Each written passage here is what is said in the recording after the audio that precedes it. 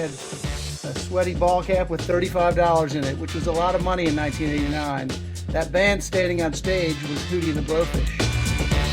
Hey there, welcome to Conversations from Studio 5. I'm your host, Ephraim Graham. This is your podcast that is connecting lifestyle and entertainment to popular culture and faith. This week, we are talking to longtime Hootie and the Blowfish drummer, Jim Soni Sonefeld.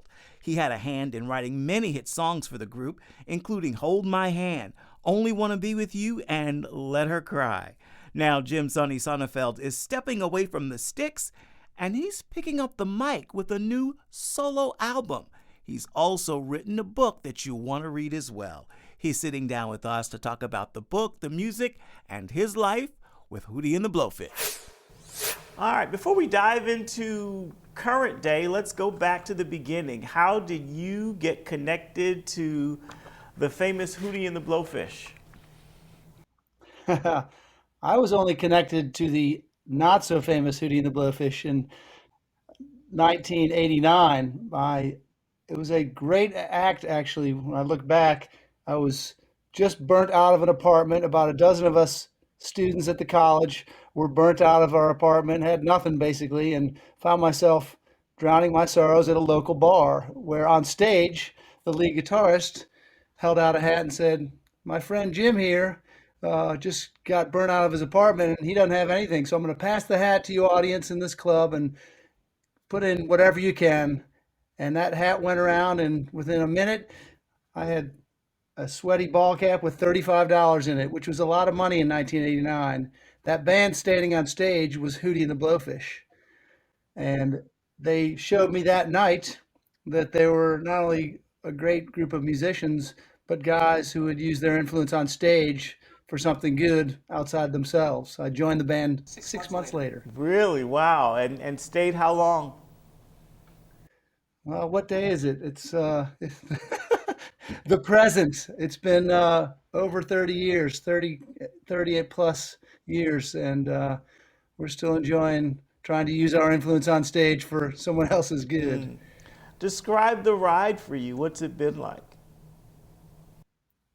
Well, like any ride or like any good ride, it certainly has had ups and downs. And we worked hard for 5 years playing clubs and toiling away at our craft. And suddenly the end of 1994, things shot skyward. And we enjoyed 5 solid years of being at the top and really getting to travel the world, get to do some wonderful things in different places and having a lot of fans. But that ride also began to come down uh, after 2000, and it started coming down for me personally on a much stronger level. I was caught up in really the denial that our career was sliding down and that had some emotional imbalances that I tried to fix with chemicals. And uh, I, even after friends began being worried about me, it took me probably 4 years to come to a realization and a reality that I was no longer in control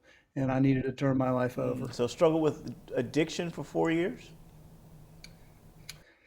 I struggled with it for longer for four, but the last four were particularly brutal because they dominate your thinking, they can dominate your actions, and they did for me. I was starting a family at the time as well, so it was difficult trying to balance life on the road and one lifestyle I was using, and then sort of coming home and being faced with a young family, and they don't really match. So yeah, it was drugs and alcohol, which led to bad decision making, which led to bad places. It's a common story, but I thought I had control over it, and that was my main problem is thinking I was a man who is wise in his own eyes, as the proverb says.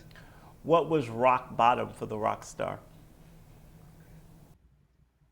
Rock bottom came day after day for numerous years, hungover, regretting decisions, regretting what I'd done the night before. But a moment that was the bottom for me, which turned me, was my 4 year old daughter, who found me passed out in my studio couch one Sunday morning and just said a few words that struck me as profound and perhaps providential. She said, "Dad, what are you doing?"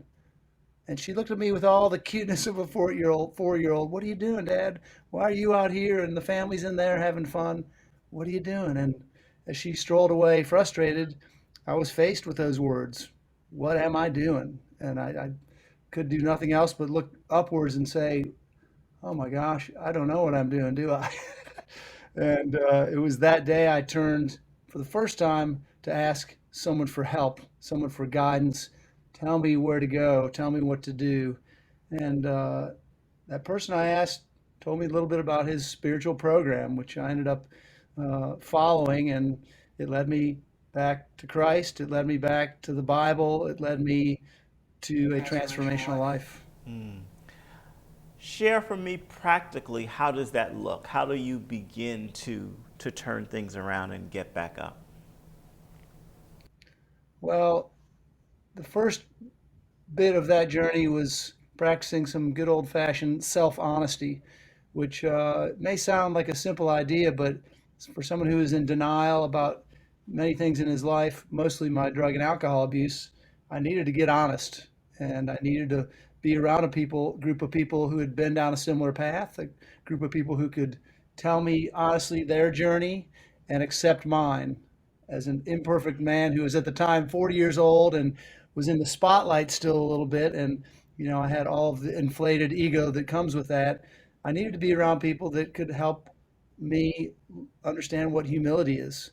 And so I started working with the 12-step model that helps a lot of recoverers get through not only chemical addiction, but bad thinking. And uh, that's how I started. I started getting honest, and it has worked for me. I didn't like what I saw at all times, but maybe that was the point of it. I needed to face what I didn't like and acknowledge it, and move forward responsibly and act. We're hearing how it impacted your young family. How did this impact or the dynamics play out in your musical family? What was that life like with them? Well, I'm sure all the members of Hootie and the Blowfish and the crew around us, the big family of people, were thankful that I was making a turn because they were worried. I caused a lot of anxiety and worry in them when I'm hanging out in strange hours where I'm not supposed to be, and they're just worried. So they were all thankful, but it also did cause a big departure in some way too, because we were always four guys that loved to get together and hang out, make music, go have a few beers, just go enjoy life. And I had to depart in some ways from that activity because, as someone who cannot control his intake, I needed to be away from it.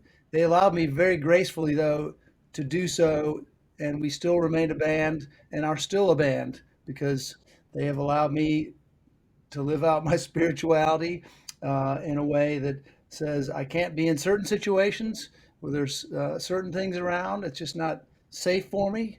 And these they've just been wonderful. They've even allowed me to bring my more spiritual music on the Hootie stage, which is a fantastic acknowledgement to say, hey, we support this journey you're on. And so yeah, we've been fluid in our band. We're been around together a long time, and to stay together and remain successful, we have to or adapt to each other's changing lives. You are sharing new music as well as a memoir. Tell me about the music first. What can we look forward to? Well, I like to write about the celebration of being lost and then getting found. I'm no longer caught up in the desperation of heartbreak and heartache, and though I acknowledge God and Jesus as my Savior, I also like to talk about the experience down here on Earth. The more realistic. Hey, I'm imperfect. I'm still suffering. I can make bad choices. I have difficult relationships. Life is sometimes unfair and unjust. While giving acknowledgement to my strength and my power, I do like to talk about the reality of life down here, walking on earth like every man. And so the music that inspires me most is to say, let's celebrate the solution. And so I do a lot of celebrating the solution, talking about Jesus, talking about new covenant, talking about things that help transform me. And it's natural and authentic, and At first, it was a little uneasy getting in front of people proclaiming my love of Jesus because I had never outwardly done that as an adult. And but it's a lot more natural now. I feel like it's a real gift. Let me run through some of the tracks and get your reaction when you hear the title. Just tell me what comes to mind. Bow to Him. Oh, acknowledging the truth for me, acknowledging there's a power. The power is love. Jesus taught us about it. He told me about it and said, it's not just enough to believe in it. You need to follow it. It needs to be in action. And that's my acknowledgement to that idea. I see heaven on earth. Ooh. I should have titled that one, I Need to See Heaven on Earth, because it's a really a projection that there's a lot of evil in the world. There's a lot of things that are painful. There are also a lot of beautiful things. There's a lot of life and birth, and there's a lot of transformation. I need to keep my eyes on the hopeful, while not saying that evil doesn't exist or bad things don't happen. I want to be positive. I want to bring a message of hope, not of just being broke and down. So I see heaven on earth as saying that's what I'm going to look at. Good to get back. Good to get back is a little bit of a melancholy look back to say a lot of steps, positive and missteps, have put me in this position now today. I need to acknowledge all of them, not just the good, but the bad too. And sometimes looking back, you get a nice fresh light of maybe an old relationship or a place or an event that took place in your life. And writing a book showed me a lot of those. And I can look back and say it's good to go back and revisit those times. And some are difficult, but it's good to go back and feel like it's a good thing. Last one I'll ask about on this project, a little revival. Ooh, who doesn't need a little revival is my thought there. Uh, it's about rebirth, and it's about also the acknowledgement that our hope on a daily basis, again, walking down here on little old earth, uh, our hope can come from a lot of places that we may not see or even accept. A person on a street, a young child, an elder, someone who maybe doesn't look like they could bring you sort of information or something good in life, knowledge. It can come from a lot of different places, and I need to stay aware because a revival, I need to have a revival every day. I want there to be hope breathed into every day. And so every day, as I'm around my town of Columbia, South Carolina, I need to make sure I'm given every chance that I can to see every hope, every act of love. Included in your catalog, of course, are some songs made famous by you and your band. So I want to get your take on three that you had a hand in writing that we all love. Hold My Hand.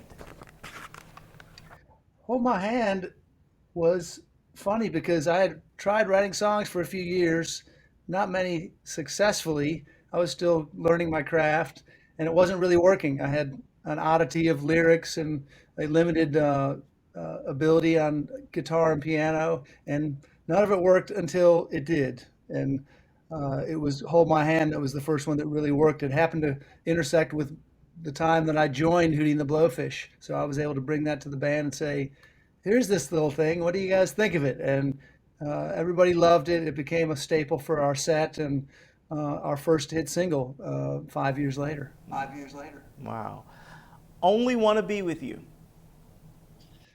The song that just won't quit. I tell you, that one keeps living. And frankly, I'm okay. It keeps paying a few bills too because it, it's wanted in many circles. The beauty of Hootie and the Blowfish has been we've had some songs that have endured.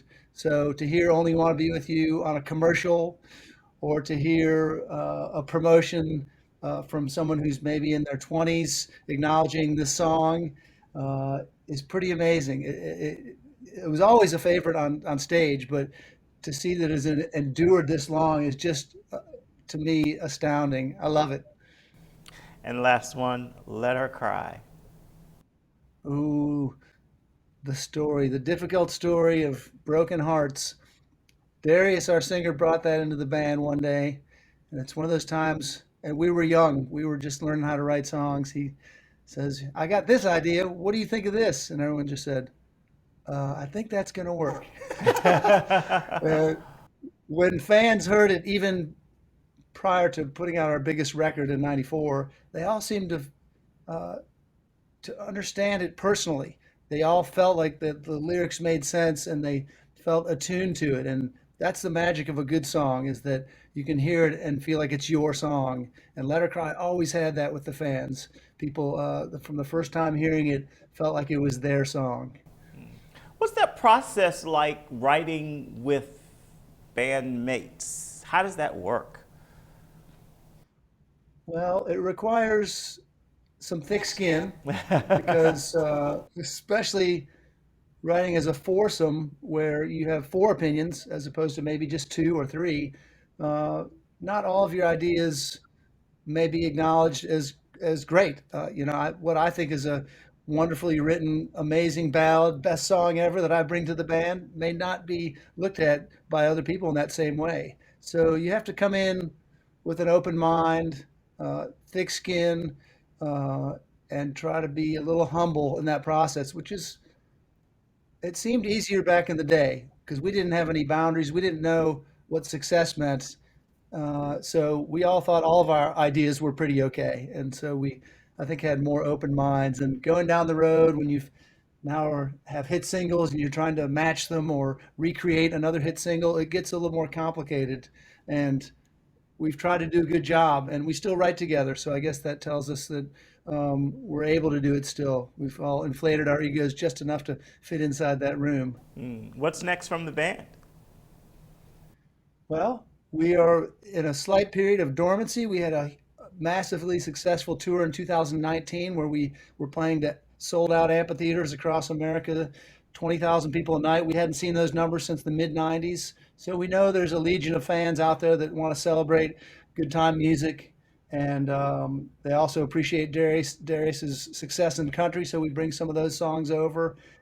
I guess we're waiting for the next anniversary. And if 2019 was the 25th anniversary of our hit album Cracked Rear View, that makes 2024 the 30th anniversary. So maybe you can get some stuff going there and get the word out, and we'll see what happens. If the people want us, we'll probably come back out. Oh, we definitely want you, that's for sure.